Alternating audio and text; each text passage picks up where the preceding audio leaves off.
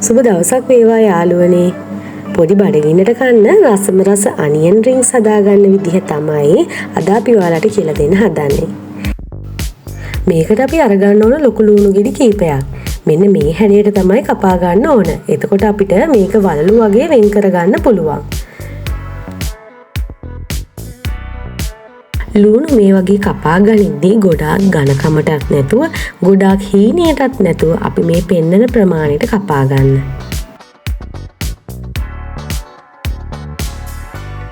ලුණු පෙති ටික කපලා ඉවර වුණාම මෙන්න මේ විදිහට රවුන්ඩ් ටික එකින් එක වෙන් කරගන්න.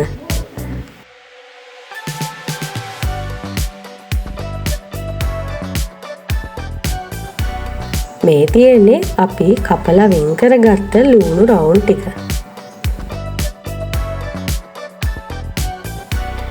වෙනම භාජනයක් අරගෙන අපි දැන් පිටි මිශ්‍රණය හදාගමු.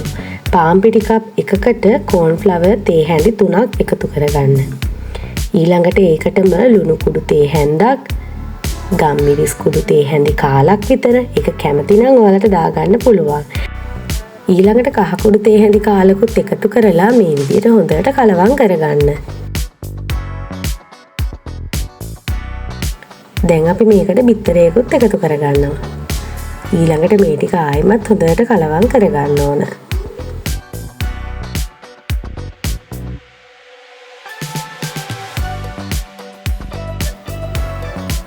ඊට පස්සේ අපි මේකට වතුර ටික ටික එකතු කරලා තමයි මේක දියාරු බැටර් එකක් විදිහට හදාගන්නේ. හැබැයි ගොඩාක්ම දිය කරගන්නත් එපා.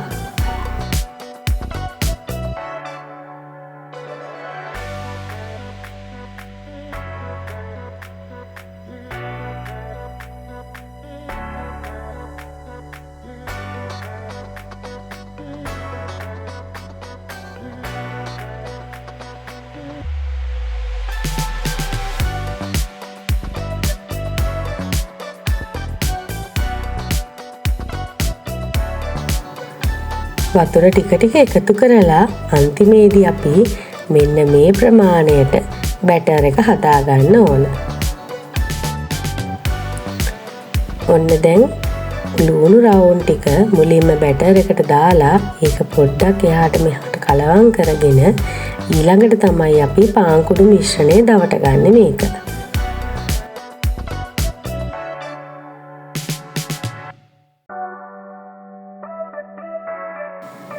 පාන් කුඩු එකට දැම්මට පස්සේ මේ වගේ අතින් හොඳට ලුණු රවුම පාන් කුඩු වලින් පොඩ්ඩක් තද කරගන්න ඕන.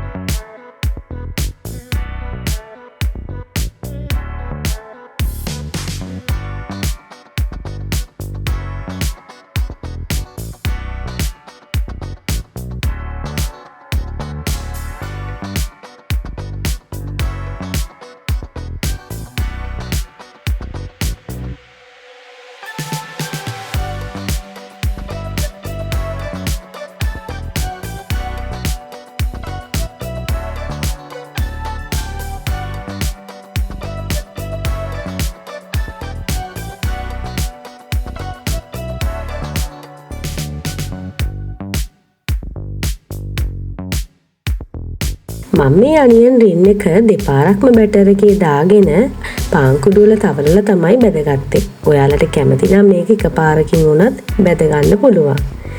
මේ විදිහට දෙපාරක් තවරගෙන ඊට පස්සේ විනාඩි 20ක් විතර මම මේක ෆ්‍රිජ් එකේ තියලා තමයි අරගෙන ගැඹුරු තෙලේ බැදගත්තේ.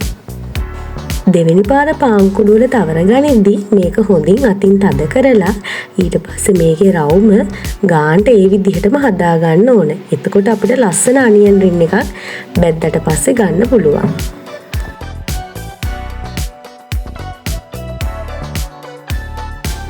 දැන් අපි ෆ්‍රිජ් එකේ තියලා ගත්ත අනියන් රින්ස් ටික ගැඹුරු තෙලේ බැද ගන්න හදන්නේ. මේක සාමාන්‍ය ගින්දරේ බැදුනා නම් හරි. පාන් කුඩු තවරලා බදිනකොට පාන් කුඩු ටික තාච්චියේ අඩි ඉතුරු වෙලා ඒක කළු වෙන්න ගන්නවා. ඒ නිසා මම හැන්දිම තියලා තමයි මේ අනියන් රින් එක බැදගත්තේ.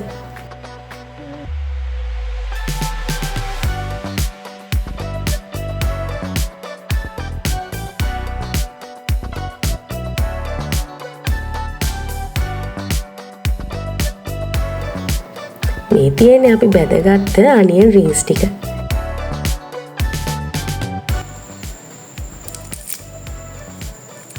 හොඳ ක්‍රිස්පි ගතියට තියෙනවා මේකේ බැටර් එක අපි දෙපාරක්ම දාගත්ත නිසා. අදට ගිහින් එන්නම් සුබ දවසක්.